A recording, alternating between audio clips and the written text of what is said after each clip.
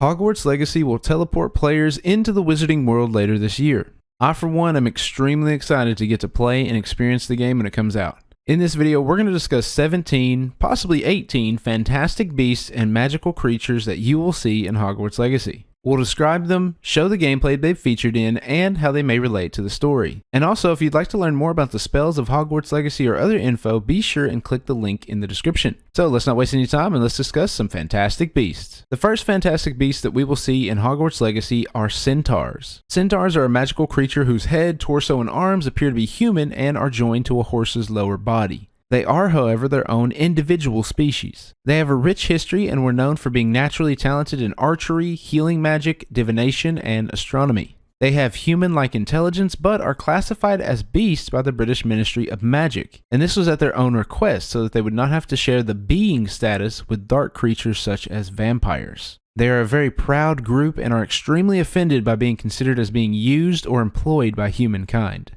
Professor Firenze was a centaur and divination teacher at Hogwarts. He allowed Harry to ride on his back after encountering Voldemort, or someone being possessed by Voldemort in the Forbidden Forest. And he was later criticized harshly by his kind as this was seen as dishonorable. And they even tried to later on kill him, but he was saved by Hagrid. In some release footage, we have seen centaur statues and imagery located at the North Tower, which is also known as the Divination Tower due to centaur's skill in this area. We also know that our character will interact with these beasts in some way during the game's story and combat. In the gameplay footage, we see our character interact and be surrounded by a group of centaurs. We also see them involved in some combat in some funny gameplay footage that was shared by the team after they were trying to display a visual glitch that they had found.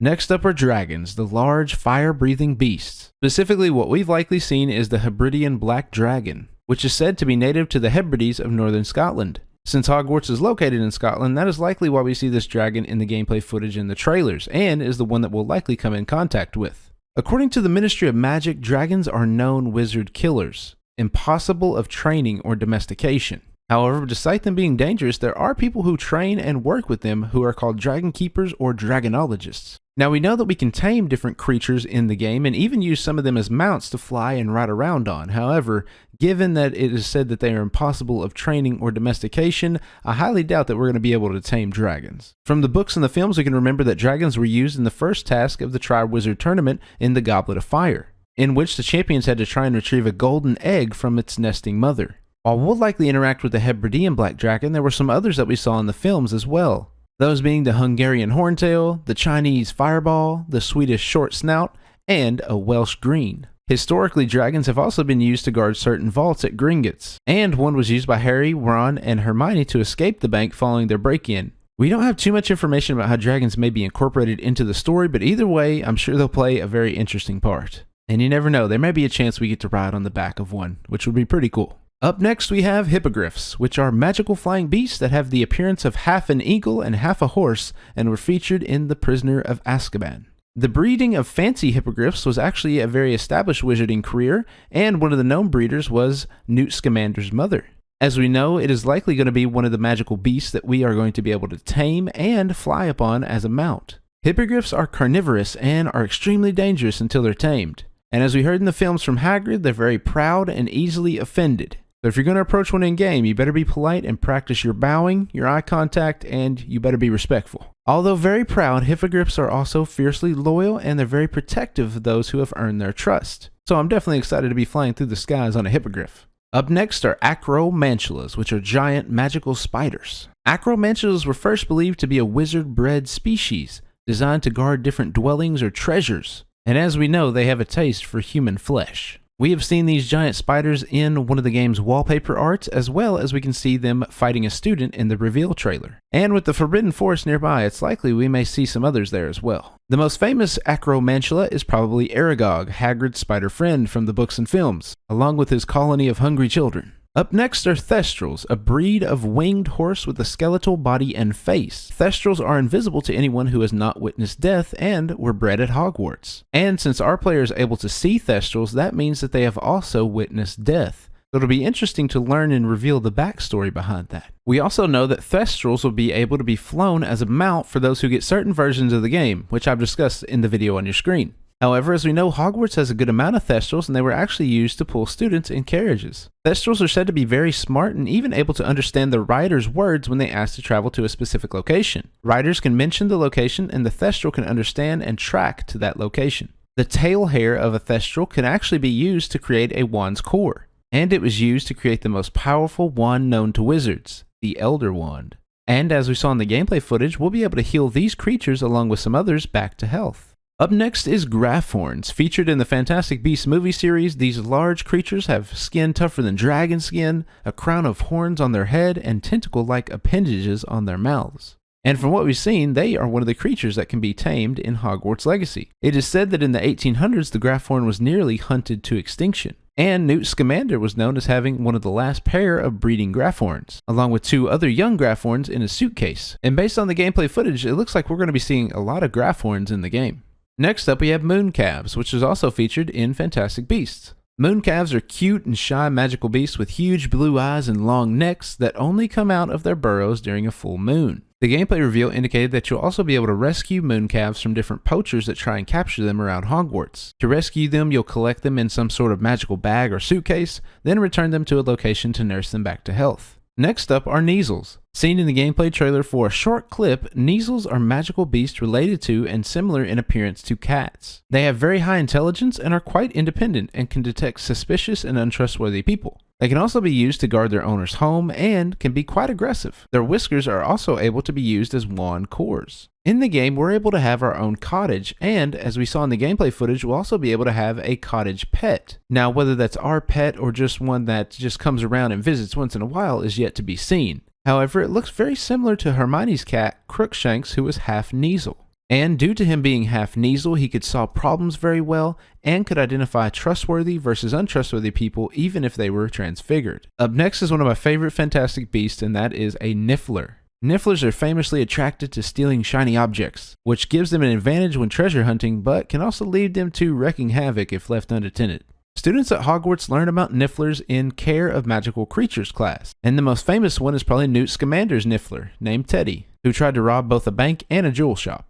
I think it would be really fun and interesting if this is a beast that we can tame and possibly use in different fetch quests, or maybe they could help us find some loot. Either way, I'm glad the cute little beasts are in the game.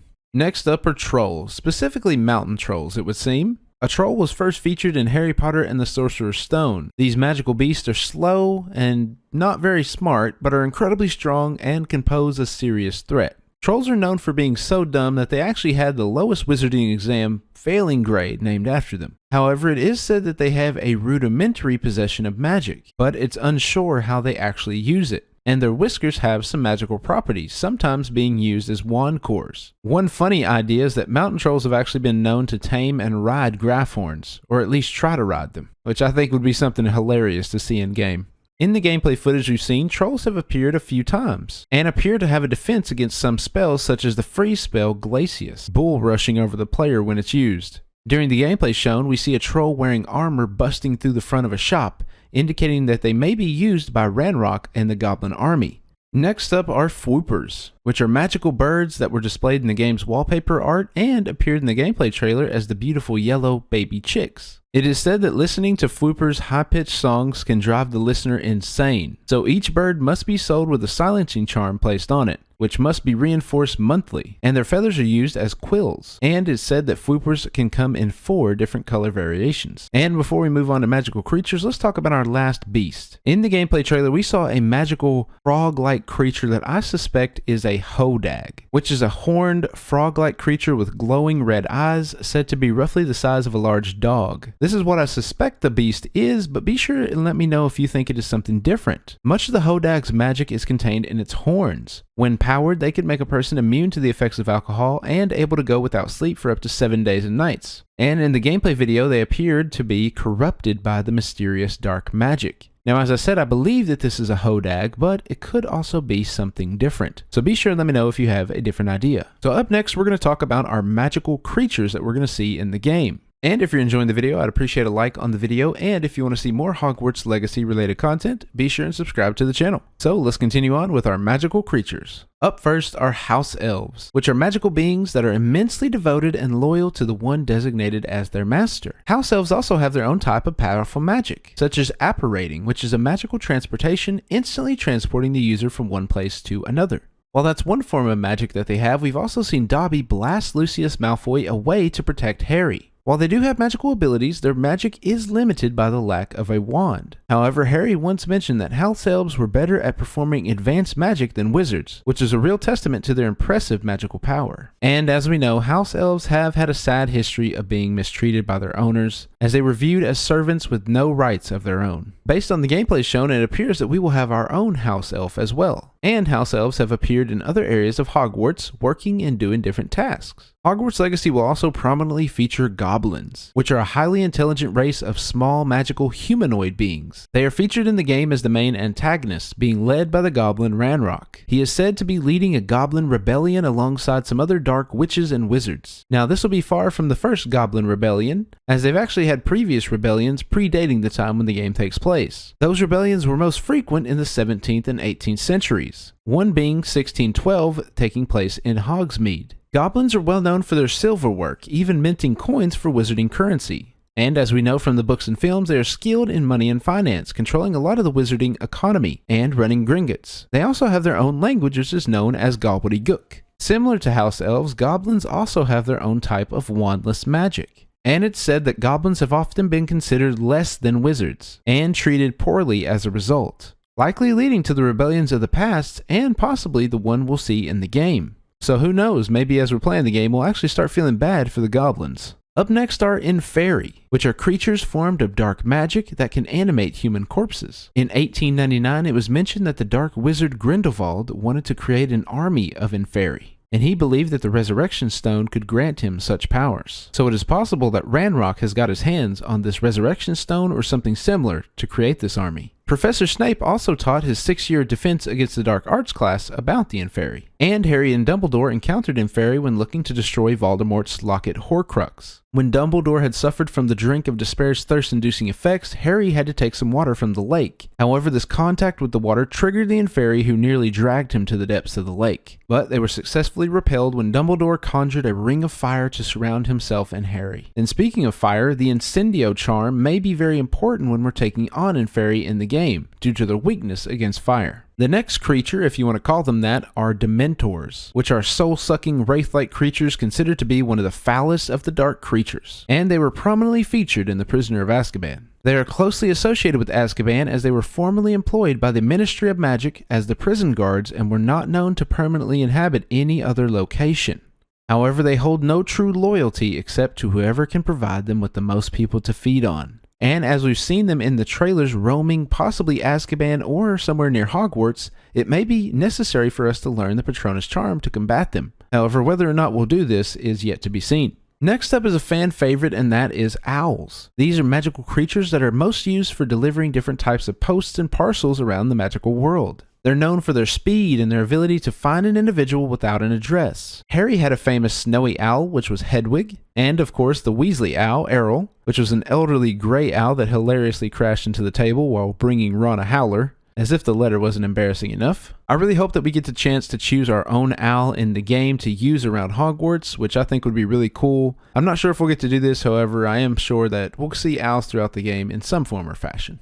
And the last creature I want to talk about are Boggarts. In one of the early gameplay trailers, we saw a Boggart, or what is believed to be a Boggart, which is an immortal shape-shifting non-being that takes on the form of its observer's worst fear. When facing a Boggart, it's best to have someone else along to try and confuse it. One of the spells to combat a Boggart is the Ridiculous spell, which transforms Boggarts into a humorous shape, as seen in the Order of the Phoenix. Now, we haven't seen this spell yet in game, but we did see what many think is a Boggart in the game's trailer, so there is a possibility for it. So that's what we know about the beasts and creatures of Hogwarts Legacy. If you'd like to know more about the spells of Hogwarts Legacy or other info, click one of the videos on screen or the link in the description. And subscribe for more future content. Thanks for watching, I'll see you next time. Bye bye.